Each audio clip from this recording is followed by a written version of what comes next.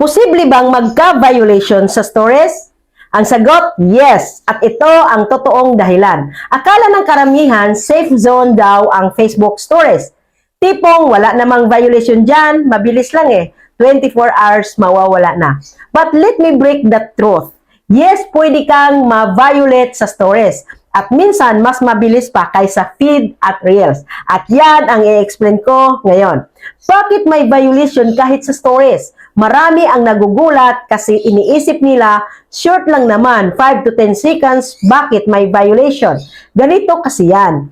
Ang stories ay dumadaan pa rin sa AI automated review ng Meta. Ibig sabihin, sinusuri pa rin ang audio, sinusuri ang visuals, sinusuri ang text na nilagay mo, sinusuri ang link kung may sticker ka. Kahit mabilis mag-expire ang story, hindi exempted sa community standards at monetization policies ni Meta. Stories, feed, reels, same rules, same violation, and same penalties. Ano ang mga content na madaling ma-violate sa stories? Una, copyrighted music. Ito yung pinaka-common. Kahit nasa music library siya, hindi ibig sabihin monetization safe.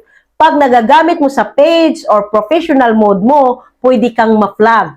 2, stolen or re-uploaded content. Kapag nag-share ka ng clip galing sa ibang creator, screenshot ng post nila, scene sa movie or TV, TikTok video na hindi sa'yo. Even just 3 seconds, posibleng violation yun.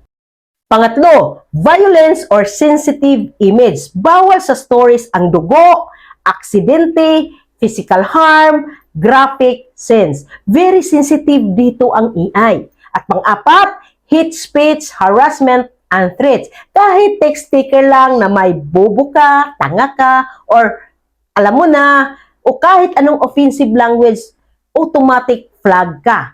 Then, misinformation and health claims. Very strict dito si Meta, lalo na kung medical claims, fake news, false info, and misleading statements.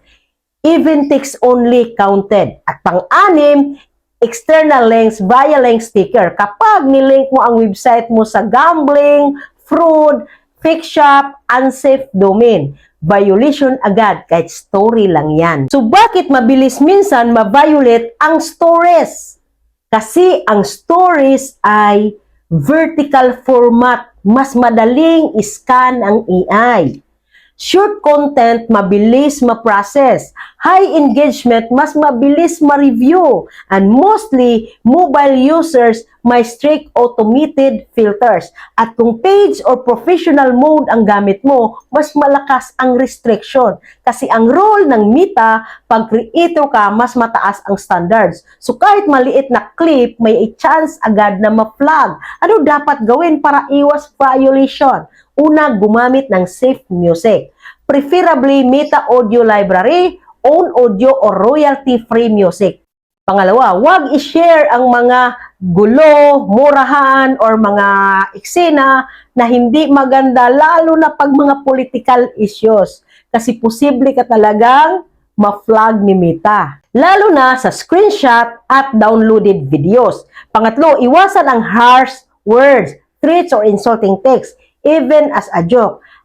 At pang-apat, huwag maglagay ng external links kung hindi ka 100% sure na safe. Panglima, gumawa ng original, clean, and positive na story. Mas safe, mas professional, mas creator-friendly. So yes, creators, possible, very possible ang violation sa stories. Short doesn't mean safe. 24 hours doesn't mean exempted. So paalala, ingat sa music, ingat sa text, ingat sa content. Okay? So natulungan ba kita? Please like, follow, and share.